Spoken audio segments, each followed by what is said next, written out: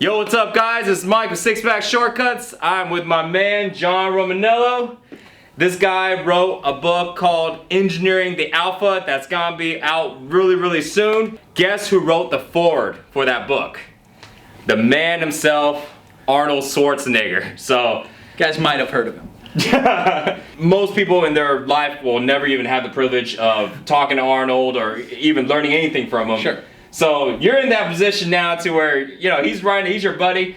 What has Arnold taught you about fitness? Again, guys, Arnold is really an awesome dude. Just like from top to bottom, he's a cool guy. Treats everyone with respect, which he's I really the man. He really is the man. And so recently, my co-author Adam and I became the heads of his fitness advisory board. So we generate content, manage some stuff. It's really great. Over this course of time, I've gotten to know Arnold and talked to him about life and fitness. And one of the really cool things that I like about Arnold is that he's well aware that a lot of the stuff that they taught in the golden age wasn't really accurate. But the crazy thing is that some of it was. Arnold was like, well, it worked, so why? And so we've actually now seen research that shows that some of the things that were taught in the golden age were actually true, even though for about 20 or 30 years now, we've said they weren't. A big one is that for about 20 years, it's been debated whether, let's say, you could flex the upper part of your chest, or if you could target, just the peak of your biceps. And a lot of people who are into research said that this wasn't possible, whereas Arnold saw it work every day. Well, maybe their upper chest wasn't big enough to be flexed. Yeah, that's exactly right. So is the argument, does an incline bench target the upper chest? Does close grip, target the triceps more? All of these things, or will all of the muscles just flex? Like, the common thing is like, well, if you can just flex your lower bicep, show me right now. So that's the thing. But what we found is that starting in about 2000, some research started to be published which showed what we call selectorized hypertrophy. And so really what it shows is regional specific hypertrophy, or recruitment of different muscles based on hand positioning, based on the exercise selection. And you can target your upper chest, you can target your lower chest,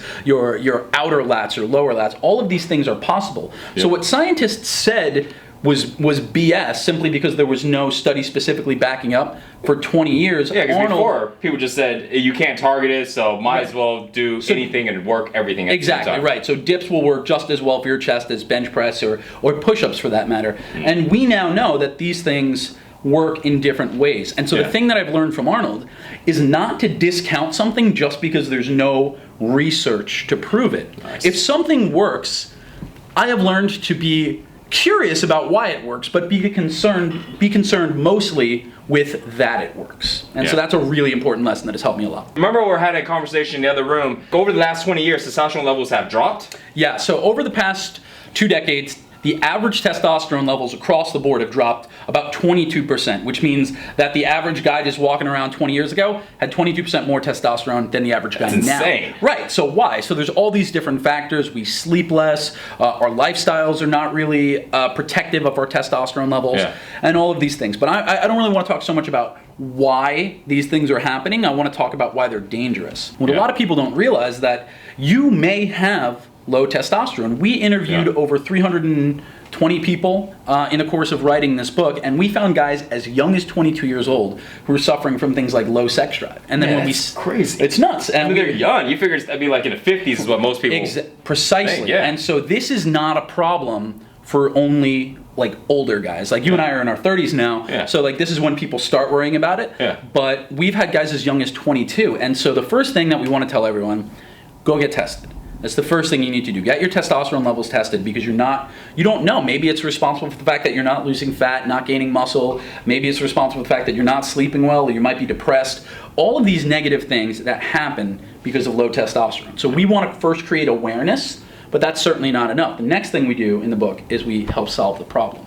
And so there's a lot of different tricks that you can use to increase testosterone. So the first thing, reduce carbohydrates, jack up your fat intake. Here's why. People are afraid of fat, particularly saturated fat, because all the concerns about cholesterol. Well, it's been shown over and over again that when people take, let's say, a paleo-style diet, not only does their cholesterol not go up that much, or sometimes it even gets lower, their HDL to LDL balances out and is a more favorable ratio, and their triglycerides get lowered. So eating your favorite things, your coconut oils, your hamburgers, your steak, your eggs, cover these things in butter can actually help make you healthier. Yeah. And they increase testosterone. Dietary intake of cholesterol is really important. What a lot of people don't realize is that cholesterol is sort of this like granddaddy hormone. It is actually the precursor to all sex hormones. So testosterone. So if you eat more dietary cholesterol, eat more fat, saturated fat, testosterone levels go up. So that's really important. That's an easy way to start. So what I'm thinking is eat more steak, eat more burgers, and have more sex with women. Yes. The easiest and most fun way to increase testosterone is to have more sex. There you go. So that's my action tip. That is your homework tonight. That's how you're going to go increase testosterone. Everybody go have sex. Hump on everybody you see. And then getting more sleep is really important. Over the past 20 years, we've actually started sleeping on average between 45 and 75 minutes, so an hour and 15 minutes. Less than we used to. Over the past 20 years, two things have happened. One, we've started sleeping less, and two, testosterone levels have dropped. Correlation doesn't necessarily imply causation, but we do know how integral and vital sleep is to the maintenance of the overall positive hormonal milieu. So get more sleep. Start to get at least 8 hours a night. De-stress, like unplug your computers and your laptops and your iPhones and iPads like at about 9 p.m., about 2 hours before you go to bed, and just try to like veg out and relax. Sleep is super important. Have more sex, that's probably the best. More fats, eat your red meats, eat your steaks, coconut oil, get your saturated fats, and sleep more. Also cut down your carbs. Now, a lot of guys are probably gonna go, man, I'm just gonna go carb-free, Atkins style. What do you think about that? When you talk about cutting down, how much to cut down? What I always recommend is that if you believe that you have a problem with insulin management or lower testosterone, cut out carbs as much as you can for about a month. So go like close to zero carb. But remember, carbs and insulin are also very anabolic. And so you want to get into more of a carb cycling approach. So after 1 month of going very low carb, what we call an insulin reset, then from there you would start introducing carbs slowly with about 100 grams on workout days, about 30 grams on non-workout days, and then you could build up from there based on your tolerance. I know guys who eat up to 400 grams of carbs on workout days, and other guys who can't handle more than 150. So it really depends. So test these things. Use your body as a laboratory, because that's really what it is. The only thing that will tell you what works for you is tests. The first phase in the program of our book, Engineering the Alpha, is called Prime. And that phase uses an insulin reset and metabolic resistance training to really maximize insulin sensitivity over that first month, which not only helps you lose fat during that first month, not only helps you maximize testosterone later on, it also sets you up so that every phase of the program after that is more effective. So it's got like a periodized approach as well. It's really, it's pretty sophisticated stuff, but it's not hard to implement is the great thing. Besides tests, I know you also talk about GH. Yes. So when it comes to working out, guys always think, okay, testosterone needs to be high, but GH levels is super important. For you guys that don't know GH, growth hormone.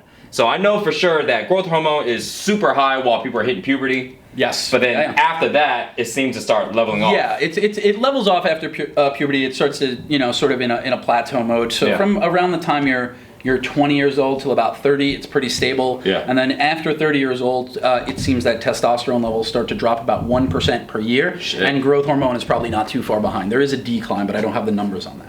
So growth hormone is super important for a few reasons. One, the presence of growth hormone alone helps in terms of anti-aging. A lot of anti-aging doctors actually prescribe growth hormone injections for their clients because it helps their skin look better, it helps with their joints, it helps recovery. Growth hormone has been called the fountain of youth, right? And it really is effective. I've had clients, older clients in their 60s who go on growth hormone injections, and without changing diet or training, they not only start looking better, feeling better, increase sex drive, but they've lost like 4 inches on their waist in 6 weeks without changing anything else. I know exactly what you're talking about. It's pretty crazy, yeah. I had a buddy that, well, this guy was on everything under the sun, but he was on GH, and you know what? His skin, it was like baby soft. Yeah. He was like a 300-something pound dude. I mean, you'd figure he'd be like a roughneck looking, but no, it was baby soft, soft hair, and he was leaning out, and it was from GH. Obviously, we're not recommending that you go on injectable GH, but I use those examples to illustrate to you the importance of growth hormone and how profound an effect it can have, not only on your physiology with regard to your physique, but also your internal physiology and the way things function. It is vitally important. And so there are ways to increase it. More weight. Also doing stuff like breathing squats, those 20 rep squats that everyone does, the Widowmakers,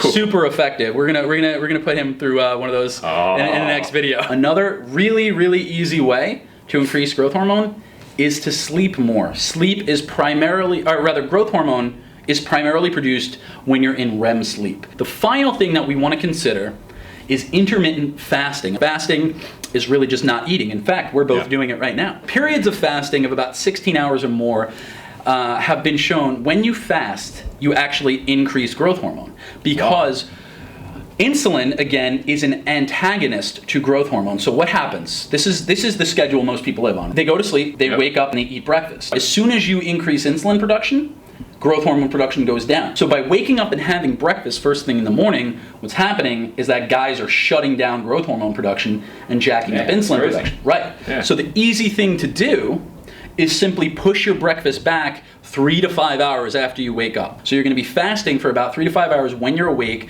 ideally around 16 hours. This is a style of fasting called lean gains, popularized by Swedish nutritionist Martin Birkin. So hat tip to Martin for that information. So the lean gain style, the 16-hour fasts are really, really effective for calorie management and just like slow weight loss, but it's also super effective for potentiating growth hormone. So that's really important as well. What about energy levels in the morning? Because I know I eat a good sized breakfast. Sure. So. I mean, fasting isn't easy when you first start. Yeah. I actually fast every single day. I generally, my first meal of the day is after my workout. So it's generally about 1 or 2 p.m. and I wake up at 6. Yeah. So that's a long stretch to go out without food. When I first started fasting, that was hard. Yeah. Now it's easy, and I'll tell you why. There's a hormone called ghrelin. Ghrelin is called the hunger hormone. The production of ghrelin makes you hungry. And when you get hungry, you produce ghrelin. So it's this like cyclical thing. So sometimes you have to get comfortable with discomfort. So if you train your body to expect food 6 times a day, every 2 hours, what's gonna happen is right around the hour-and-a-half mark, you're gonna start producing ghrelin, which will make you hungry. What you need to do is just start fasting by like dealing with the discomfort for about a week. And it's gonna suck, and your energy levels are gonna be a little bit low. But eventually, it'll go away. Yeah, in about a week, your ghrelin levels will be retrained. You know, your ghrelin production will be retrained, and you're gonna start producing it at 1 or 2 p.m. instead of 6 a.m. when you wake up. There's just about a week of momentary discomfort, but then it goes away. So it's really effective. And again, fasting isn't for everyone, but it's been a life changer for me. A lot of people think, you know, when you're fasting, it's like, oh, I'm gonna lose muscle because I don't have protein. Look at this guy. See that? Well, one thing you can say, he's not losing any muscle. So no, fasting actually can help you hang on to muscle for a few reasons. One, because you're minimizing insulin production and maximizing growth hormone production. 2 things that are very helpful for the maintenance of lean body mass. Yeah. But also because you're still gonna get the same number of calories, right? I'm not telling you to eat less food, I'm just telling you to eat it in a shorter period of time. Yeah. So if you normally eat like 3,000 calories a day, starting at 6 a.m. Yeah, like 6 meals or something. Right, instead of 6 meals, just eat 3. You'll get the same number of calories, and research has shown that the metabolic effect in terms of basal metabolic rate increases that come with feeding, what we call the thermic effect of food, they are not affected at all by the frequency of feeding, but are instead determined by the total number of calories. So if you're eating 3,000 calories, whether it's 6 meals or 2 meals or 5 meals, it's not gonna make a difference. You're gonna get the same metabolic effect. You can find out more about the book at engineeringthealpha.com, and depending on when you go, there's all sorts of bonuses that you're gonna get for ordering. Guys, definitely check out John's book. There's so much information. He's only just scratching the surface on what's in there. So engineeringthealpha.com, check it out. I'm definitely gonna go ahead and read the whole thing, and y'all guys will know because I'm gonna start making some videos talking about how to increase your testosterone and your GH levels without injecting yourself. Yeah, we're not gonna do any of that. So thanks for watching, guys. Hey, John, thanks for the video, man. Thanks for having me, guys. This guy is jacked. Peace. What he's saying, look at that. Killer arms, baby. It's like do the predator handshake. Predator handshake. You've been pushing too many pencils. Ah, shit. Arnold fans, you love it. Check out the book. See y'all guys next time. Take care, guys.